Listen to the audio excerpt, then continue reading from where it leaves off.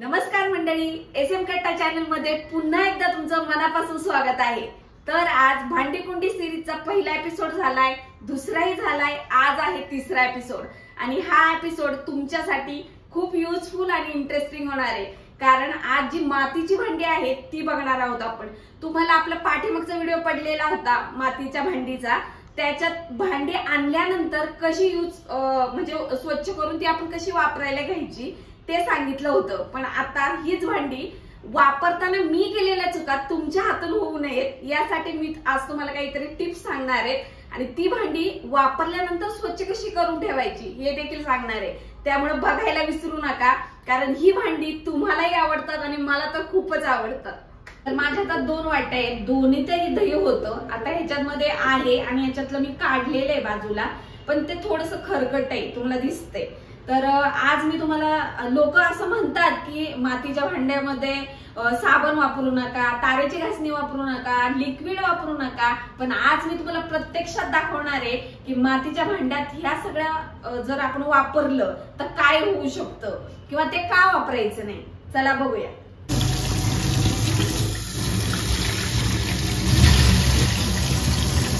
माझ्या हातात हे दोन्ही वाट्या आहेत आणि तुम्ही प्रत्यक्ष स्वतः बघितलंय की मी दोन्ही वाट्या नळाखाली धरल्या होत्या। तर ह्याच्यातली स्टीलची वाटी आहे ती थोडी चिकट झालीये फक्त, पण दही सगळं निघून गेले।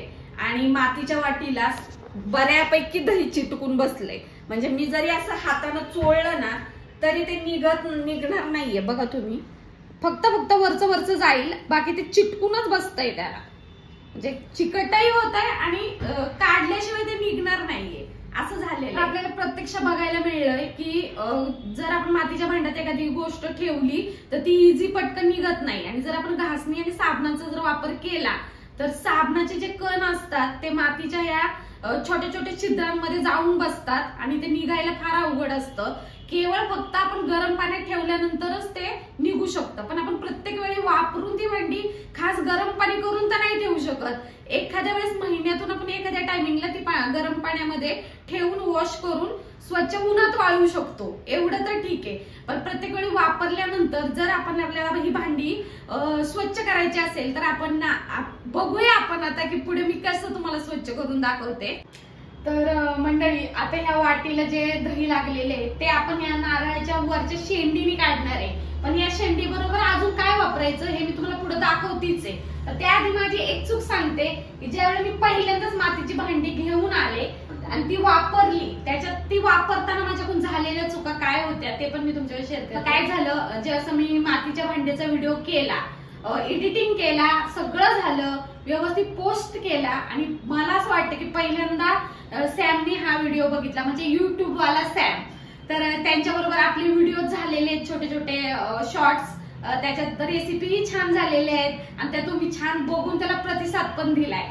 पण ज्यावेळेस सॅमने तो व्हिडिओ बघितला तेव्हा त्यांनी लगेच आमच्याबरोबर कॉन्टॅक्ट केलं आणि मला सांगितलं की ताई, ह्याच्यामध्ये साबणाचा वापर करायचा नाहीये, कुठल्याही लिक्विडचा वापर करायचा नाहीये।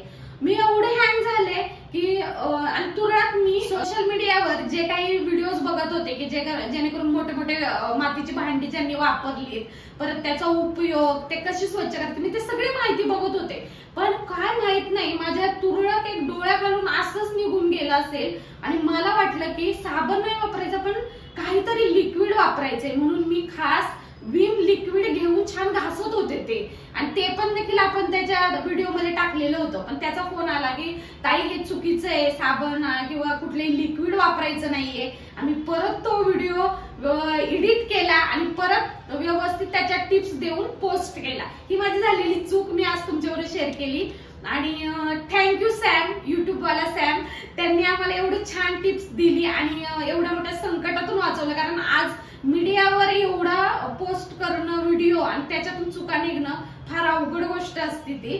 आणि चला मी तुम्हाला ह्यातलं दही कसं घालवायचं ह्या वाटीला लागलेलं ते सांग। तुम्ही हे बघताय दही होतं ह्याला, पण आता कमी दिसतंय ना तुम्हाला, बघा एकदा। हा, म्हणजे हे असं भांड आहे मातीचं की सगळं शोषून घेतंय, आणि शोषलेले जे कण असतात ना, आता धुतल्यानंतर तुम्हाला जर फक्त ओलं केलं ना परत दिसणार ते, पण म्हणूनच साबण आपण इथं वापरायचा नाहीये, कारण साबणाचे कण याच्यात जाऊन मुरतात, आतमध्ये जाऊन बसतात, त्यासाठी साबण वापरायचं नाहीये। चला आता हे स्वच्छ कसं करायचं ते बघूया।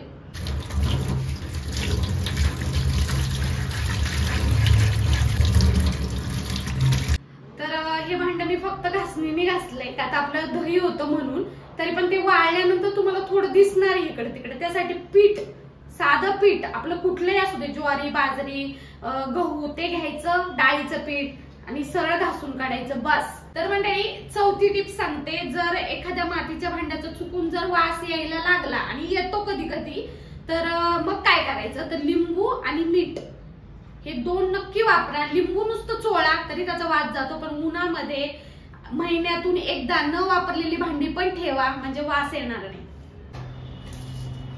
काय मेन्यू आहे आज आपण व्हेज बिर्याणी करतोय. एक मिनिट, कांदा राहिला ह्याच्यात घालायचा. हात तळलेला मस्त असा कुरकुरीत कांदा आहे. याची डिटेल रेसिपी देणार आहे आपण.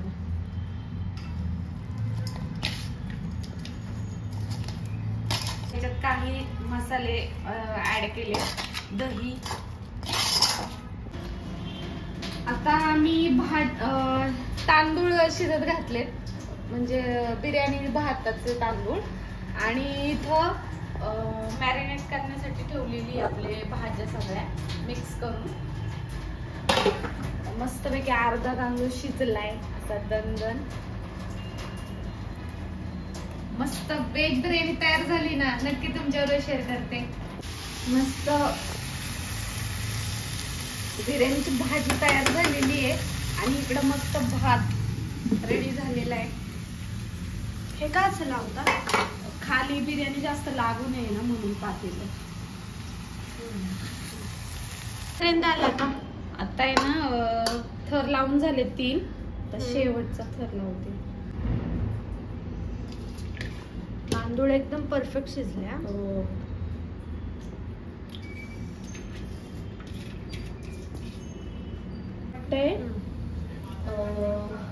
कोथिंबीर आणि ते वाटून जास्त घातलेले त्याला. मग ठीक आहे, राहू दे वरती काढून. ओके,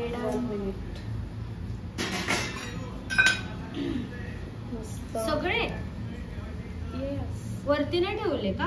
कुठं वरती त्या आतमध्ये सारणार नाही. ऍक्च्युली हे खरं सांगू का तुला, भारी तळले ग. खाऊ का? नको का? एवढे तरी दिवस तळल्यापासून तू चारत आहे खाल्ले. नको ना खाऊ. थांब जरा 2 मिनिट. तूप खूप वापरले भाजी वगैरे मी, त्यामुळे जरा हे कमी आहे का? बिर्याणी म्हणलं की तूप आलं साक्षीने, त्याशिवाय मजा येते. तळलेला कांदा, बिर्याणी मस्त. बस करा बंद. आई काय आहे, तूच फोडलं. वा वा.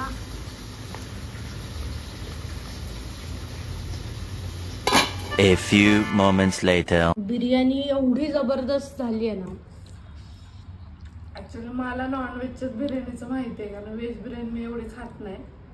साक्षी तूच सांगू शकते कशी आहे. नाही नाही, 1 नंबर झाली, तोड नाही. मसाल्यापासून सगळं बघू शकता, असे एकदम भारी लेअर लागले. 1 नंबर, 10 on 10.